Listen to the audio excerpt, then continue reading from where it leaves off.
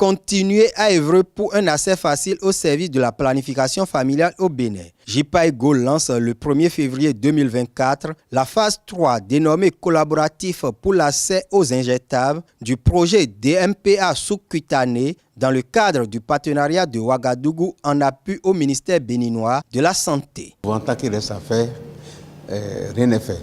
Donc c'est dans cette perspective que la phase 3 est venue pour renforcer l'auto-injection, les capacités du secteur privé et aussi, quand je parle du secteur privé, il y a les cliniques privées, il y a les pharmaciens d'officine privés et toutes les organisations de la société civile. Donc renforcer leur implication et renforcer la promotion de l'auto-injection.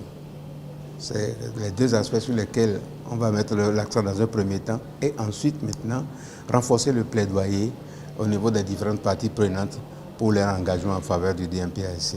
La mise à l'échelle du projet DMPA-SC et l'accélération de son institutionnalisation ont permis d'améliorer le taux de prévalence contraceptive au Bénin. Nous avons pu former plusieurs prestataires, que ce soit dans le secteur public que dans le secteur privé.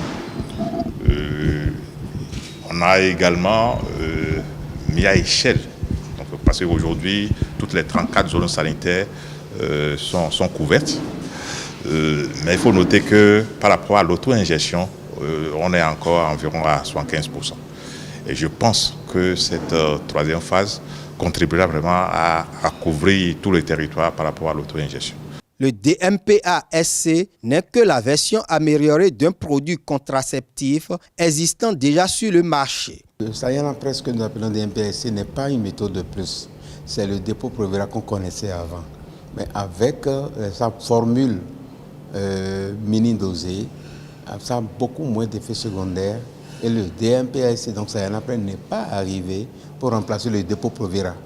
Donc c'est pour élargir la gamme des produits contraceptifs, pour permettre aux utilisatrices d'avoir une gamme beaucoup plus variée de produits contraceptifs pour faciliter leur choix. La coordination régionale du projet exprime sa gratitude aux autorités sanitaires du Bénin et à ses partenaires pour leur accompagnement. Avant le démarrage de ce projet-là, il y avait un certain nombre d'actions au niveau politique qui devraient être menées et grâce au ministère, nous avons pu conduire des différents plaidoyers et qui nous a permis l'autorisation de l'auto-injection au niveau du Bénin. Que ce soit les PTF, les partenaires techniques financiers, et que ce soit également les associations, les leaders communautaires religieux. Tous ces acteurs-là ont milité en faveur de la mise en œuvre de ce projet. Je voudrais dire merci au ministère et pour tout ce qui a été fait. Nous voulons saluer ici l'INFI et l'USAID qui ont contribué à l'achat du DMPA-SC depuis la première phase jusqu'à maintenant.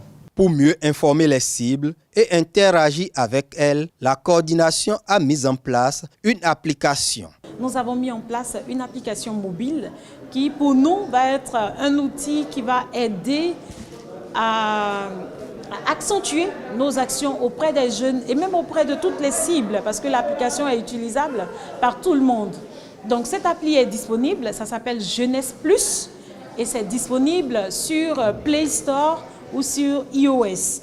On a également une version web que vous pouvez retrouver en saisissant www.jeunesseplus.com sur votre ordinateur et vous avez cette application. La phase 3 du projet DMPA-SC va être mise en œuvre dans 3 pays membres du partenariat de Ouagadougou entre août 2023 et juin 2025 par un consortium de partenaires dont JPAEGO. Financé par la fondation Bill et Melinda Gates et la fondation Children Investment Fund, son coût s'élève à 235 897 $ US, soit un peu plus de 140 millions de francs CFA au Bénin.